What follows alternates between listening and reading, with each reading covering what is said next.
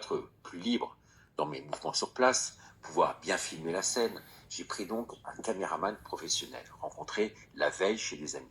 Pour ne rien dévoyer, la séquence a été tournée intégralement d'une traite, avec 3 interviews de personnes sur place prises au vif. Au retour, nous avons mis la séquence et monté, greffé en fait au rush, au reportage de base, le plateau que j'avais enregistré sur place, pour mettre le reportage dans son contexte et en perspective. C'est une démarche journalistique des plus classiques. Suite à cela, j'ai été violemment attaqué par une personne que je n'avais pas voulu faire venir sur place et qui représentait une autre chaîne de télévision comme la mienne, la Une TV. L'opération était extrêmement dangereuse, vous l'imaginez. On savait qu'on était traqué par la gendarmerie, on voyait du reste les hélicos passer, il fallait faire vite et très vite. Au retour donc de ce reportage, montage avec 2 autres personnes supplémentaires, et puis des amis présents qui ont vu les rushs et ont pu témoigner de la véracité de tout ce que je disais. On était quand même quasiment 8 ou 9 à pouvoir voir ça. Mais l'une de ces personnes l'a très mal pris de ne pas avoir été convoqué sur place et m'a torpillé le lendemain avant de disparaître subitement des réseaux sociaux, du reste assez étrangement.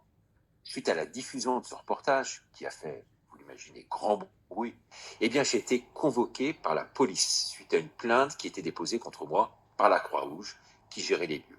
J'ai pris un avocat pour me rendre au commissariat de police à Paris. Je ne savais pas ce qui m'attendait. Peut-être même, vous pouvez imaginer le pire, avec pouvoir être déféré au parquet, par exemple, à l'issue de cet entretien avec la police. Maître Brusa m'a délégué du reste l'un de ses collègues pour m'assister. J'ai montré toutes les bandes et j'ai tout expliqué à la police, ce que je vous explique ici même. J'ai donné le nom de toutes les personnes qui étaient présentes sur place et qui m'entouraient. La plainte a été levée, finalement. Aucune charge, je dis bien aucune charge, n'a été retenue contre moi. Car tout cela, c'est de la vérité pure, aussi effrayant que cela puisse paraître, inimaginable. Aujourd'hui, j'ai décidé de remonter une chaîne qui, on le sait, prend de l'ampleur, émissions qui ont lieu tous les soirs, 7 jours sur 7, à 21h sur YouTube, Twitter, la Minute de Ricardo. Il suffit de regarder les chiffres après 2 mois simplement d'existence. Alors, un certain nombre de trous du cul se permettent de salir mon image, celle de mes invités, même chroniqueurs, en publiant des vidéos à charge, notamment en disant que cette scène, précisément, était fausse. Je vous laisse à tous le soin de juger de la pertinence et de la probité de ces personnes qui s'expriment sur Internet sous couvert d'un avatar sans donner leur nom.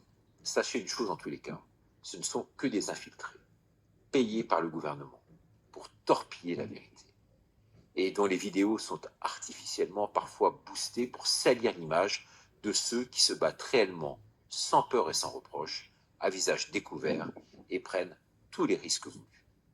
À ce soir pour une nouvelle. Voilà, messieurs, merci beaucoup. Je suis resté finalement. Voilà, no comment, hein, vous n'avez pas de commentaires à ajouter. Hein. No comment. No comment. Merci Richard. Merci beaucoup et à la prochaine fois. Merci. Merci François. Bye. Merci à vous, merci Hervé, merci Richard.